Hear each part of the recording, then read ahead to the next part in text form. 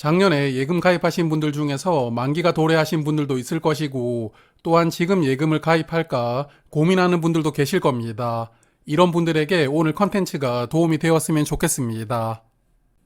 아무래도 재테크를 한다면 미국 금리를 주목할 수밖에 없습니다. 미국은 3개월 단위로 향후 금리를 예고를 해주는데요. 연준 위원들이 자기가 생각하는 적정 금리에다가 점을 찍어서 표기를 하기 때문에 이렇게 생긴 표를 점도표라고 부릅니다.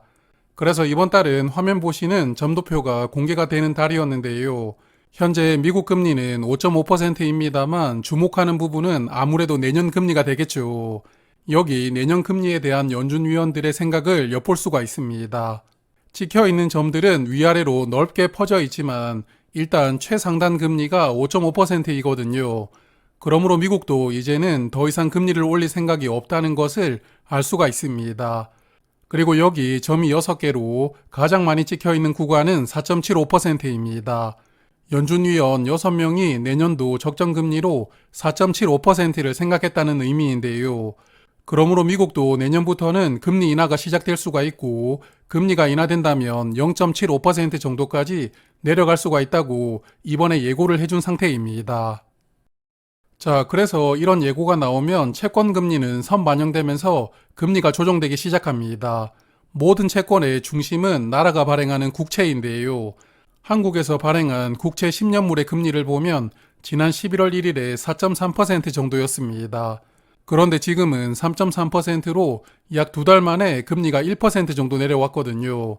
그러므로 아직까지 미국도 그렇고 한국도 기준금리를 내리지는 않았지만 벌써 채권 시장에서는 내년도 금리가 인하될 수 있다는 전망이 선반영되고 있다고 볼 수가 있습니다. 그리고 이렇게 국채금리가 내려간다면 은행들이 발행하는 은행 채권 금리도 같이 내려가거든요.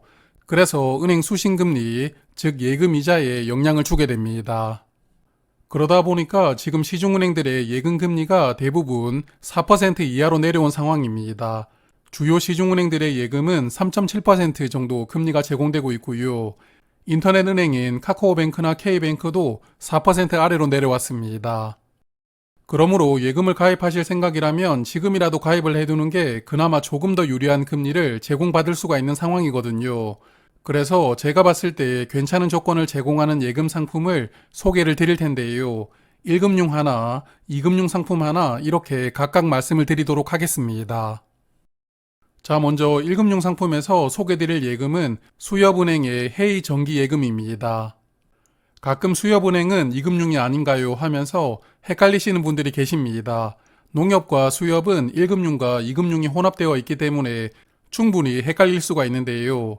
예전에는 중앙에는 1금융, 지역은행은 2금융 이렇게 구분을 할 수가 있었지만 지금은 이름만 보면 이게 1금융인지 2금융인지 구분할 수가 있습니다. 예를 들어서 우리 동네 농협이 있는데 간판에 농협은행이라고 써 있으면 이 영업점은 중앙에서 운영하는 1금융 영업점이라고 볼 수가 있고요. 그리고 간판에 땡땡농협, 땡땡수협처럼 은행이라는 이름이 들어가 있지 않으면 여기는 2금융이다. 이런 식으로 아주 심플하게 파악할 수 있습니다. 자, 그러면 상품에 대해서 조금 자세하게 파악을 해볼 텐데요. 가입 기간은 3개월부터 최대 1년까지 가입할 수가 있습니다. 그리고 가입 금액은 10만원부터 2억 원 한도로 가입할 수 있는데요. 수협은행이 1금융이기는 하지만 예금자 보호 한도는 5천만원까지이니까요. 가급적이면 5천만원까지만 예치를 하시는 게 좋습니다. 그리고 이 상품은 영업점에서는 가입할 수가 없고요. 모바일이나 인터넷 뱅킹으로만 가입할 수 있는 상품입니다. 금리는 6개월을 예치한다면 연 4% 제공됩니다. 그러므로 6개월을 예치하던 1년을 예치하던 금리는 연 4%로 동일합니다.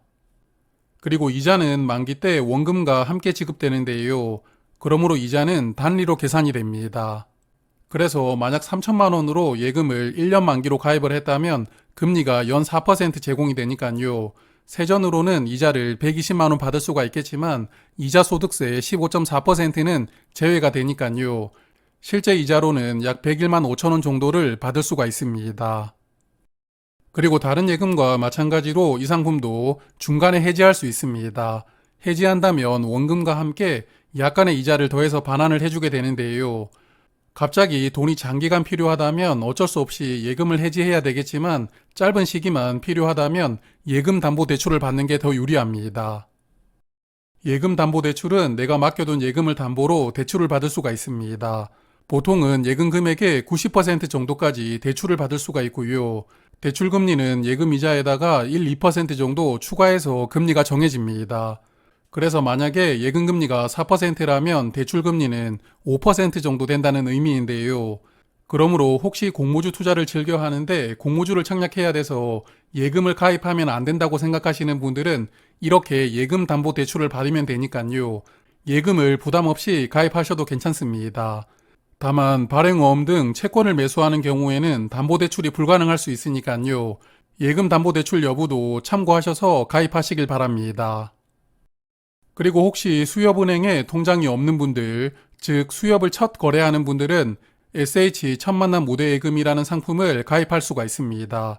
이 상품은 금리가 4.25%이기 때문에 이자를 조금 더 받을 수가 있는데요. 하지만 가입 한도가 1,000만 원이기 때문에 이런 부분도 고려하시고 가입을 고민해 보시면 좋을 것 같습니다. 자, 그러면 이번에는 이금융 저축은행 상품을 소개를 드릴 텐데요. 키움저축은행에서 판매하고 있는 E 플러스 정기예금입니다. 제가 저축은행들 경영 실적을 분기마다 정리해서 말씀을 드리고 있지만 요즘에 어려운 저축은행들이 점점 늘어나고 있습니다. 물론 저축은행도 예금자 보호는 적용되지만 굳이 문제가 발생하고 있는 은행 상품을 선택할 필요는 없으니까요. 저축은행 상품을 가입하실 분들은 안정성을 간단하게 점검하시고 가입하시는 게 좋습니다.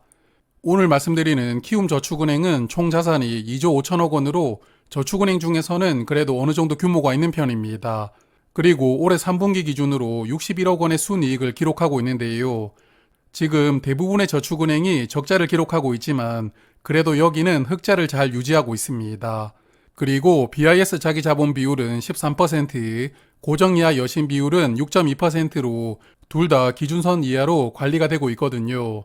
그러므로 여기는 나름 양호한 안정성을 보여주고 있는 저축은행이라고 생각합니다. 자, 그러면 상품에 대해서 조금 더 디테일하게 보겠습니다. 가입 기간은 한 달부터 최대 2년까지입니다. 그래서 금리가 앞으로 조금 더 떨어질 수 있으니까 예금을 길게 가입하려는 분들에게 적합한 상품이라고 생각이 되고요. 그리고 이자를 매달 받을 수도 있고요. 만기 때 한 번에 받을 수도 있습니다. 그래서 이자를 매달 받겠다면 금리는 4.2%입니다. 금리가 단위로 적용이 되고요. 이자를 만기 때 한 번에 받겠다면 금리는 4.28%인데요. 이자가 복리로 적용이 되기 때문에 금리가 약간 더 높아집니다. 만약에 2년을 가입을 해두면 복리로 굴러가는 시간이 더 길어지니까요. 최대 이자는 4.37%까지 적용받을 수가 있습니다. 그래서 마찬가지로 이 상품도 3천만 원을 1년간 예치해 두는 것으로 시뮬레이션을 해보았습니다. 이자를 매달 받겠다고 선택을 하면 세금을 제외하고 매달 88,800원 정도를 받을 수가 있고요. 1년 동안 이자는 약 106만 5천 원을 받게 됩니다. 그리고 이자를 만기 때 한 번에 받겠다고 선택을 하면 108만 6천 원 정도를 받을 수가 있게 되니까요. 선택지가 다양하다는 장점이 있습니다. 그리고 이 상품도 중도 해지를 하게 되면 원금과 함께 약간의 이자를 지급합니다. 하지만 앞서 말씀드린 것처럼 짧은 기간만 돈이 필요하다면 해지하지 마시고요. 예금담보대출을 활용하시는 것을 추천을 드립니다. 그리고 요즘에 예금 상품들은 금리가 수시로 변경이 되기 때문에 오늘 말씀드리는 조건이 언제까지 유지가 될 수 있을지는 모르겠습니다. 그러므로 가입하실 때 다시 한 번 더 조건을 꼼꼼하게 살펴보시고 가입하시는 게 필요하고요. 자, 그러면 오늘은 여기까지 하겠습니다. 고맙습니다.